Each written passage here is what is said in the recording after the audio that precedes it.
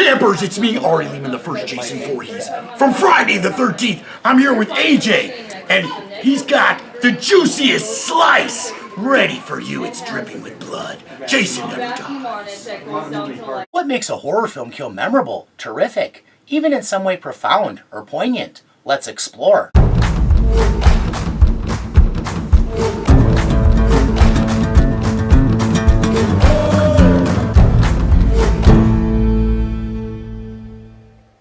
Thanks for checking this out. If anything about it trips your fancy, please like, subscribe, and share. Oh, yes. Without further ado, I got you on my back, a peg on my back, and what's more, The Farmer's Daughters. back when the skin industry was edging towards the mainstream, We do even half the numbers that Debbie does Dallas, and I'm out of the red for good. an entrepreneurial gent named Wayne Gilroy We don't need Hollywood. These type of pictures turn regular folks into stars. We're gonna do it all ourselves. found his artistically inclined director, the nerdish RJ, Is that right, RJ? Yes, sir. Finally, level playing field for people like us. his starlet's alluring Maxine, Why? Cause you got that X Factor. and vivacious Bobby Lynn. Your little boyfriend's cute. His crew, which amounts to RJ's sheltered girlfriend, the demure wallflower Lorraine, You help him with all his films? Sometimes. Yeah. and his stud on command, Jackson. Is that your boyfriend? Sometimes. This group has highfalutin ideas about their naughty aspirations, especially RJ. I actually intend on experimenting a lot with the film's editing, giving it a certain sense of the avant-garde like they're doing in France. Seems like he has a good head on his shoulders, at least in matters of filmmaking technique. It's classier that way. And it's a good trick to disguise the low budget. Working on the kind of low budget that leads to a higher risk factor, but in some instances also transcendent art, It's perfect. It's really going to add a lot of production value. for their filming location, they've rented out a ramshackle boarding house on an old farm. While Wayne speaks to the owner, old duffer Howard, Lorraine seems a mite exasperated. What has her panties in a twist? Up to some canoodling, Bobby Lynn and Jackson are taking care of fluffer duties with a little wet and wild foreplay. This wasn't what I had in mind when I agreed to help out on your film. Ought to start somewhere, Lorraine. RJ is on the cusp of making his dreams come true, RJ, it's smart. and refuses to respect her reservations. When did you become such a prude? Pay attention to those words. Later they'll come back big time to bite RJ in the boo-boo. As it stands, since they are presumably in a sexual relationship, meaning he's seen her at her least prudish, his harsh words are kind of out of line. And Lorraine, a little baffled with his reasoning, blue movies are way outside her mainstream, defends her proper stance. I'm not. Just don't understand why you're doing all this. But RJ, like a lot of artists driven by delusions of grandeur, is rudely stubborn in his belief that his work, no matter how lascivious, will rise above its exploitation beginnings. Because it is possible to make a good dirty movie. Based on how he greets Wayne, Howard might have issues with paranoia. You're trespassing, and the law says I can shoot. Wayne has to put some of his smooth talking to good use. Sir, I ain't from the county. Yeah, we spoke on Tuesday. You remember? Oh, that's right. Howard shows them to the boarding house, offers choice words, and right off the atmosphere is soiled. I'd hit people like us then too. He don't know what we're doing, does he? Wayne has good reason to keep a lid on their intentions. I wouldn't want to give the old codger a heart attack. Would you? A what he doesn't know won't hurt him situation, Wayne has sage advice she will take to heart and internalize. Well, it's better to beg for forgiveness and ask for permission. You know what I mean? With everything seemingly sorted, they commence filming.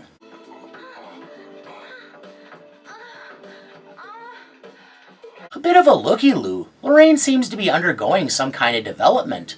Her curiosity very obviously piqued, while RJ concentrates on making his groundbreaking porno movie. Alright, now slow it all down. I want to see the passion. One of those tough lessons young directors too often learn firsthand. Respect is hard to come by even from those involved in the production. Hey kid, how about you just point the camera, stay in your lane? Not enough aloe in the world to salve that burn. Not for nothing, but the director is the one with the vision, the drive, the script, all of which grant the performer's work, so maybe some respect is in order. Lorraine maybe didn't notice her boyfriend's emasculation, distracted as she was by something, emphasis on thing, something else. A break between scenes sees what could be viewed as disregard or only an oversight.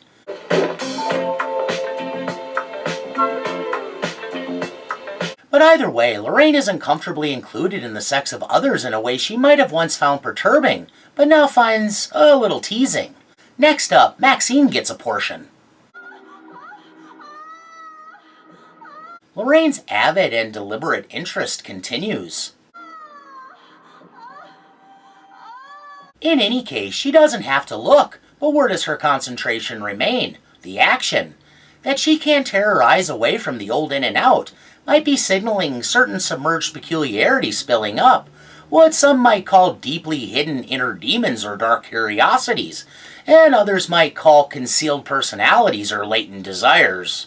Whatever they are, they seem to sleekly and sneakily slither into her conscious mind, surfacing from the deepest trenches of her unlocking psyche. Talk about immersion. The lady of the farm, One Pearl, also eavesdrops voyeuristically, and is also ignited in some way, which will have a huge impact later. You know I can't. My heart. With much of the filming in the can, cast and crew chill out after a labor-intensive day with oh so much hardness, and Maxine calls out Lorraine for seeming to stare at her judgmentally. Ain't nobody ever teach you not to stare? It's rude. You got something to say to me or what? Indeed, she's curious. Perhaps, in light of this sudden overload of titillation thrust in her face, grappling with a lifetime of repressive leanings. Wayne, the man who left his wife to promote the porno career of a much younger woman, is oddly the voice of reason. What's on your mind, Church Mouse? Isn't it strange? Watching her doing it with him. It's your business. I mean, ultimately, Wayne and Jackson are both merely pillars holding up the monument that is Maxine. So for her, sex with either of them is a means to achieve her goals. As long as the camera is running. So the camera changes things. That's right. People are individuals, and the type who can do sex work fall on one side of a spectrum. So I would say that sentiment carries over to but a select portion of the populace who can separate love and sex and not have one complicate the other. Slivers of minutia left out of this conversation. It's not real life, Randy. It's just a movie. Belittling her intelligence and maturity, probably not a great idea. I know that. Condescension is a wedge issue when it can drive a wedge in a relationship. Just saying. What about love? What about love? Well, don't y'all believe in it? Good question. Of course we believe in love. The idea of it, I'm sure, but in practice it seems they have a loose definition. Mental gymnastics at their best, or is it flexible thinking? Conflating love and sex is only for the normies, I guess. How can you love someone and still be with other people? You think we don't have no morals or something? Was that it? But Lorraine has gotten over her hang-ups and isn't throwing shade, more seeking clarification. No, I just... Take it from me. Letting outdated traditions control how you live your life will get you nowhere. This conversation seems to reshape her understanding of things. Did like what I saw today. I didn't think I would, but I did. Cheers to that. After an in-film rendition of Stevie Nicks' classic song Landslide, a tune that's poignancy has grown on me as I've aged, tincturing my whole view of the film, no pussyfooting around, Lorraine makes an interesting, if head-spinning declaration. I want to do a scene in the movie. Never forget, life throws curveballs. Turns out Lorraine wants a portion herself. What? I want to be in the movie. It's not even the physical ickiness of sharing your partner that's the worst of this, but the emotional ickiness of learning that for as well as you think you know them, a whole mysterious part of them exists, a side that's a total stranger. Surprisingly composed for a man going through a crisis, RJ does his best to lay down the law. No. Well, why not? Because. No. But I don't think it's going to do much good. He has no veto power. Evidently, whatever seeds were planted had a quick germination. Lorraine makes it known those seeds were fertilized by her own hand, or filthy mind. Nobody put me up to anything. I've been thinking about it all day. No matter how solid it seems to begin with, the fulcrum on which a relationship balances can prove too porous and friable to sustain it indefinitely. Unilateral decisions, pointed disrespect, and moral divides are the cascade that contributes to the erosion that wreaks havoc by making little cracks into chasms. Well, I'm young. And if we really are making a good, dirty movie, I don't want to just carry the equipment. Understandable, I suppose. If the film is a success, without appearing on screen, she gets none of the benefit the others do, relegated to being little more than a schlep. I want to be in it. A man of scruples, RJ puts down his foot. He won't give her license, because he's a man. Well, you can't. Says who? It's my film, Lorraine. Having no truck with plots, RJ makes it clear there's no way. Why? Because it just isn't done. Shocked, astonished, and overwhelmed in an instant, the Green Director is suddenly smack dab between the proverbial rock and a hard place, and his pretensions get him flattened like a grape. Oh, come on, RJ. Nobody's coming to see this film for the plot. They're coming to see tits and ass. Scandalous, but not wrong. And a big dick. Lorraine. The topography of a relationship can go from flat plains to the Rocky Mountains really fast when seemingly established parameters are bent all out of shape. There's no mental map to a place where he can accept any circumstance that ends with Lorraine and Jackson having sex. Especially when the performer's endowment has been rubbed in his face, so to speak. It's the truth. I just give the people what they're paying for. It's a sticky wicket for RJ. Because I'm making something better than that. Proof you always have to be careful what you say. Mirroring his early words, Lorraine savagely shuts him down. When did you become such a prude? Reciprocation, like revenge, is evidently a dish best served on a pile of ice chips, and it extends further, like what she wants. Lorraine is determined to make things happen, and despite whatever her logical arguments, the real reason is that she's ignited, hot, primed, super turned on, and not by her boyfriend. And she's not bluffing. Sensing an impending kerfluffle, Wayne intercedes. So why don't we just take a step outside before anything gets said to some of my regret? When something heretofore unrealistic is suddenly on the table, it can be a real shocker, and rankled RJ is reeling. Back me up in here, Wayne. I mean, this situation is fixing to get out of control. It is awfully close. Playing wise oracle, or is it manipulative devil? The producer offers his best advice. I'm going to explain something to you about young women. Now, if she's serious, Incoming gut punch of ruthless reality.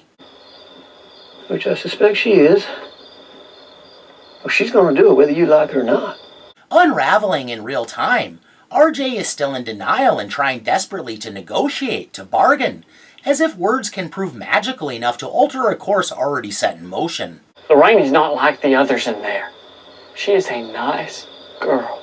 Kindly taking exception, Wayne sets him straight as succinctly as possible. Well, I hate to be the one to tell you this, but ain't none of them nice girls. All the boxes will be checked off, apparently. What's no big deal to one person can be diabolic torture to another. At the mercy of a lot of opposing forces, when it comes down to the brass tacks, RJ is outmatched and outmaneuvered. Like playing chess with a pigeon, there's no winning as a single voice in an echo chamber. In the end, at risk of eternal rupture, RJ is forced into total concession. Akin to going to the gallows because for him both situations equal death, RJ is coaxed into filming the raunchiness.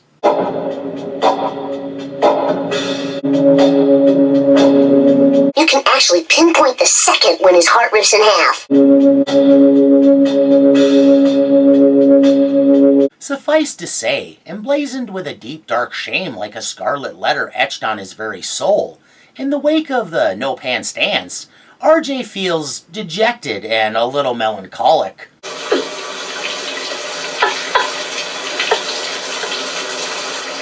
Funny, she got slimed and RJ's the one who feels slimy. No amount of running water wiping that from the memory, and no longer willing to jump through hoops since her hoop got blown out. He's had it, he's done, having figured out sometimes the juice isn't worth the squeeze, and he's out of there. Only to be confronted by Pearl.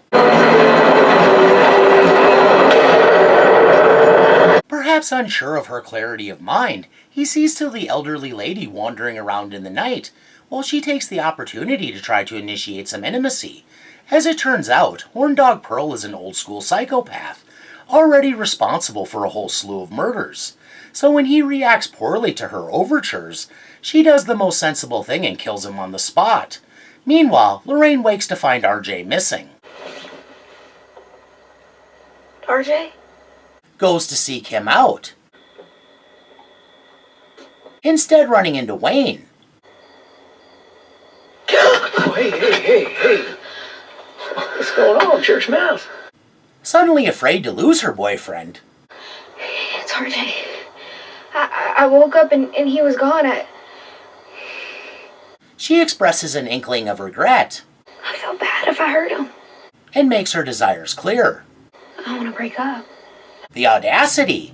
Maybe should have thought of that before going to Bone Town while said boyfriend was forced to not only watch but film. Any guy not seriously into sharing and voyeurism would be heartbroken, maybe even at risk of taking a nosedive off a bridge or a bath with a toaster. I'm sorry if I disturbed you. You seen my wife? Oh, sir. In her search, Lorraine encounters Howard, who with all his old codger charm schmoozes her into the cellar under the pretext of retrieving a flashlight.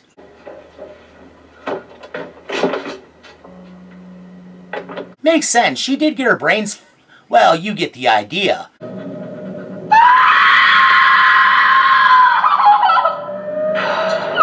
An abstraction of the slasher film Tour of the Dead convention, Lorraine's scream of anguish at the sight of RJ's hung and desecrated corpse is everything coming home and the weight of it all crushing her.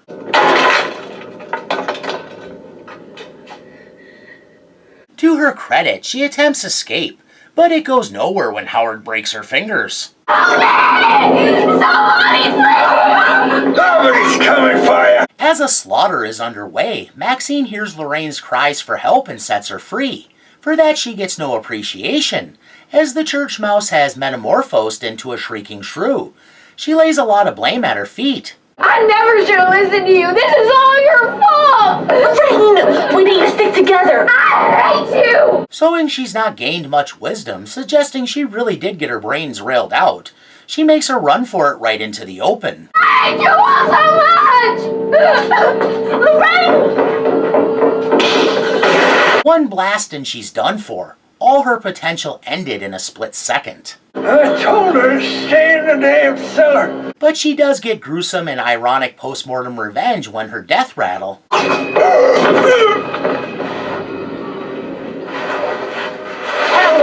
triggers Howard's weak heart and leaves Pearl a devastated wreck. Howard! In rare instances, sometimes it's the lesson in the exit that catapults it into the realm of extraordinary. Lorraine's journey is one of naivete, judgment, absorption, contemplation, acceptance, and finally, participation. A gamut that covers an entire change of character for her, and ends with her getting blasted, shot in the face. Apparent she was raised with a certain set of values. Like Eve succumbing to the enticement of the serpent, enlightenment came at a cost. And with what we can assume Jackson was packing, a serpent indeed. Oh, Lord. Yes, she definitely took a bite of the proverbial forbidden fruit, be it apple or fig, only it suspended her shame rather than shining a spotlight on it, which led to a tearing off of blinders, her eyes becoming completely open to the glamour, glitz, and luridness of the world's underbelly. And the weirdest thing was she liked it, a lot. I don't have time for these shenanigans. Remolding her into the antithesis of the type of God-fearing person she was raised to be, the almost frenzied carnality achieved something very specific. It turned her on and unlocked her freewheeling side, and allowed her inner dirty girl to burst free. Moreover, it made her horny not only for sex, but adventure, excitement, new experience, glamour, and fame. for the glittery side of life reserved only for a few, for all that she was taught was sinful, nasty, and wrong.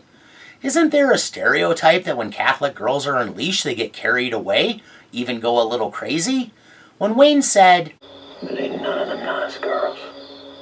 it's clear what he meant, but that's not true. For the most part, people, all people, are as good or bad as they choose to be. What he was really saying is the capacity exists. The capacity to allow an outside force to be so triggering, something in them submits even at the cost of ultimate betrayal, to let enticement warp their character, to prove mercurial, twistable, and outright alien because when all was said and done, temptation could win out and make them ditch their henceforth held scruples and values for some cheap lurid fun. The underlying agency and capability to do you dirty, to serve their deepest, darkest desires. Side note, for similar themes, check out Eyes Wide Shut. In this case, the lure of fame, and a handsome virile man who happened to be packing. Makes sense, some form of fertilization typically follows a blossoming. One thing was certain, she was enthralled by Jackson's, work ethic. Bobby Lynn noticed her interest. I seen you sneaking a few long peeks at Jackson over here. No, Okay, truth be told, watching, hearing, and smelling all of the hot sex, the girl acquired a fascination for the BBC. And I'm not talking about the British Broadcasting Company. I don't think I need to embellish on that, but... Please, God, no! If you have any shred of decency, you'll stop right there! I will anyway. Can she be blamed? A prodigious ebony member would be alluring to a horny girl. As the years have wore on, their popularity has only grown. It seems like every time you go online, you're 2 clicks away from Black Hawks. Look, see? I googled Grand Canyon. Here, look, it says, "Did you mean Black Hawks?" Between that and the lure of the bright lights, she was too dazzled not to fall down into the kaleidoscopic pit of pornography. And why? Could it be tawdriness inherent in appearing so intimately on film? Partially sure, it had to make her feel like a very dirty girl, which would add to the excitement. But what about Jackson? Other than size, maybe added to the thrill. I won't beat around the bush, so to speak, and lay it all out. It was maybe specifically because Jackson was a hot black man, meaning Lorraine experienced a little of the so-called jungle fever, which obviously leads to a state of delirium. Today biracial relationships are rightly not taboo, but the time the film was set, majority acceptance was still creeping up on the part of society that stupidly has a problem with it. For a religious girl coming into her own, it would be exquisitely naughty to make love to a black man. And the attraction was mutual, which had to stroke her ego. Jackson sure perked up like a nipple in a cold breeze when Lorraine made her declaration. The perfect analogy for all this would be that her personal Pandora's box was opened. What was the true root cause of that? What led Lorraine to embracing what she initially considered degeneracy? Whether temporary insanity brought on by arousal or the breaking of sexual neurosis, it represented an awakening, but it was also selfish, because it came at the cost of diminishing and demeaning someone supposedly cared about, if not loved, her heartbroken boyfriend. Hey, as long as they're consenting adults. Since to him it was a trial by ordeal, the whole scenario had to make RJ feel quite expendable, like an afterthought, a very cheap, low feeling. There is really no such thing as being the better person. There's only concession, giving in, being the sucker who won't stand up in the correct way to preserve, if not their feelings, their dignity. Wayne's argument. Now, you try to stop her. Not only is she going to do it, she's going to go on and do it with God knows how many people and God knows how many other films, and nobody wants that. Only holds water because the young man is maybe too wet behind the ears to be anything but ineffectual in the situation. The conversation that should have been had was between Lorraine and RJ. How well that would have gone is debatable, but he could have made his case to her directly. RJ isn't shouting into the abyss. It isn't domineering to not want your significant other to appear in pornographic material, nor is it wrong to be fine with it. That's the shape of freedom, the right to choose one's own lines in the sand. Well, I'm sincerely glad to hear that, for all our sakes. Female empowerment and all that aside, it's kind of an unwritten rule of committed relationships, unless designated otherwise. Fidelity is meant to be an unbreakable boundary that, if broken, torpedoes the relationship. and he needed to make that clear as unambiguously as possible. He needed to tell her, Lorraine, even if this is a one-off, I do not see myself being able to continue on with you.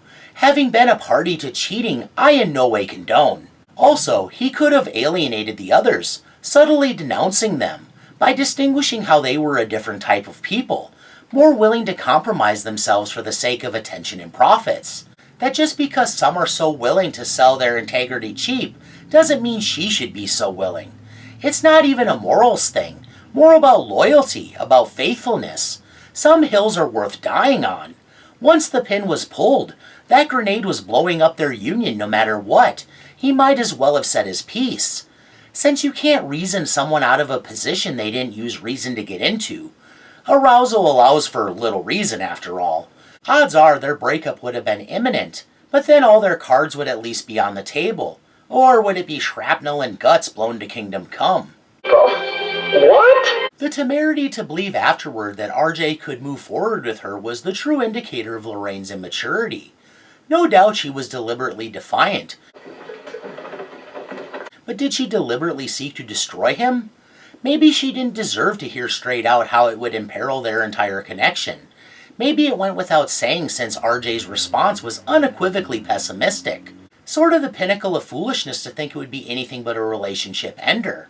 Lorraine revealed to RJ she wasn't the nice person with whom he had fallen in love, the pure, shy girl who was only for him.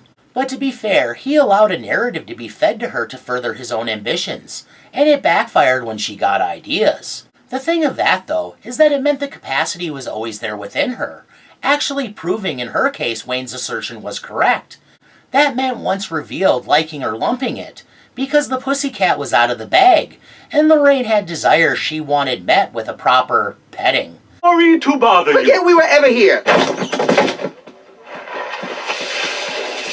RJ came to regret many of his choices. I'm guessing the foremost being not bringing a male buddy to do the grip work. When all was said and done, he was the one who sabotaged his relationship by not only allowing for, but participating in popping the lid of Lorraine's personal Pandora's box. Blasphemer! He introduced Lorraine to the world of sex on film, defended it, and brought her into such close proximity to it that it proved contagious, infectious, parasitic, a brainworm that inspired tingles in her lower region and made her want more. Perhaps the capacity was always there, but maybe the previously happy lovebirds never would have known without it being tripped like a snare that captured her, and once it had her looped, the more she pulled, the tighter it got. Who knows until they're tested? Whether you view it as a pass for coming into herself, or fail for being a heartbreaker, Lorraine was tested. But so was RJ, and he most assuredly failed. Right from the start, his dismissive attitude had to make her feel a little expendable too, as if her feelings and belief were an afterthought, forcing her to cheapen herself in some way, what had to be a low feeling for a church girl, especially having her morals rubbed in her face as absurd and old-fashioned. It's a credit to her that she had all recalibrated her thinking. Some folk can be put on youth for her, I'll call it overcorrecting, but really, it was just something she never knew she desired until it was dangling in her face. I think you're a deeply disturbed man. Thank you. Observing their interplay, they seemed to have little trouble demoralizing each other, proving they weren't the best couple to begin with, since even at the communication level they couldn't help but come to loggerheads. Overweening RJ construed Lorraine's incredulity as an offense and responded unkindly. Coercion through belittlement is never cool, and his response in turn insulted her, and she took it as a challenge, which was maybe what inspired enough disenchantment with him to justify what she would do. Throughout, RJ ridiculed her inquiries when she was struggling to understand, and patronized her besides, which ended badly for him when she mirrored his negative energy. It's a good lesson for all the fellas. Be careful what you say. Point blank, the ladies can shoot your words back in your face like buckshot and make a bloodied mess of you. Yep, that stands up to scrutiny. RJ needed to take ownership for the major part he played in Lorraine's corruption. He had no right to be sanctimonious. Lorraine may have blamed Maxine and maybe the devil, but her boyfriend was the culprit. Is the argument then that Lorraine should have therefore remained a repressed church girl ignorant to the greater world? I think it's more that there could have been a happy medium. Contrary to what horror movie morals would have us believe, life doesn't demand absolute chastity. Where the problem lay was in lack of communication. There was never a discussion of hypothetical scenarios to start with, no foundation on which to build when realities were presented. Just a leap of blind faith each took off a hastily constructed platform of recrimination, crassness, and deceit. A leap that turned out to be a drop too far for either to survive. Since RJ himself was young and easily swindled, maybe they were both hornswoggled. No shit. Could there have been a means to satisfaction, amends, vindication, some action taken or words spoken that could have repaired their union? In open relationships, there's reclaiming one's primary partner after they've slept with somebody else, for sake of reestablishing and strengthening their physical and emotional bond. To put it mildly, Lorraine would have had to service, or see to servicing, RJ, like he would have had to get off so good it obliterated all his bad feelings. Forced to surrender not a kink RJ possessed, it seems unlikely he would have been up, so to speak, for any form of sexual congress, not capable of the necessary mental gymnastics. The man is an animal. It's sick. Even if it turned out he were into it, and he was a voyeuristic cuckold, even if it got his rocks off, that the circumstances surrounding finding out derived from such a massive betrayal would be hard to surmount. When something splintered into a million pieces, putting it back together is Humpty Dumpty territory. Trust is the only real currency between anyone, and their trust was gone. So no, there wasn't any likely path to reconciliation. There are important lessons in all this, about complacency and overestimating one's place in another's orbit, of how when bonds are more fragile than suspected, tantalization can lead to sudden loss of impulse control, of how mutual attraction doesn't always equate to true compatibility. I would say that what this escapade unearthed was a lot of evidence of RJ and Lorraine's incompatibility. There might also be a lesson in being careful to not get too high of hopes. Whatever you're doing, you keep doing it. Because they can always be dashed. Wayne was maybe the most idealistic of all. This new home video market is set to explode. Finally, people gonna get to see what they desire in the privacy of their own homes. What a fool time made of him. Sorry, Wayne, but the home video market relegated grandiose notions of porn's mainstream inclusion to the dustbin of history. As production value sank, quality dropped, and the ability to cater to niche markets removed almost all need for storylines. People's eyes are gonna pop out of their damn skulls when they see this. For RJ, adaptability might have been key. Were he able to get into an elderly horn dog? Don't get it twisted. Old people can still have high libidos. He could have blown out the old lady's back and sent her limping with satisfaction back up to the house. Talk about tit for tat. The key is, he's an animal. The rejection seemed to be the final one Pearl could absorb. Preposterous to believe a 23-year-old would be interested, maybe, but Lusty Pearl wasn't driven by reason. A reflection of Lorraine's unreasonableness, perhaps. Showing how in the face of overwhelming temptation, reason has no place. Yeah. I put so much effort into this video, the computer said, this'll never work, you need to tame this down. There was good reason, namely exercising some mental demons this film sicked on me. Jenna Ortega plays Lorraine masterfully. She's an immensely talented actor. I say actor, not actress, because the word actress is nonsensical. And it's reflected in all the work she gets. From her turn in the Scream franchise to her brilliant reimagining of Wednesday Addams, to her newest film, the controversial Miller's Girl, to the upcoming Beetlejuice. Shut up and take my money! That being said, she's maybe too good an X. Ever since seeing this film, the sight of her automatically reminded me of Lorraine and how her choices led to RJ's heartbreak and everyone but Maxine's unceremonious death. I knew if I explored her exit, I would gain a more nuanced view and better understand the dynamics that conspired to make everything coalesce into what was a very galling situation. I hoped I would find reason for my stance towards Lorraine to soften, and I definitely did. The blame can be spread out a lot more evenly than I initially realized. Does it matter? Well, I've about reached the end of the rope, so I won't leave you dangling. Thanks for humoring my ramblings. Please share any refutations, opinions, accusations, japes, or other ideas in the comments below. And please join me for whatever I'm up to next time.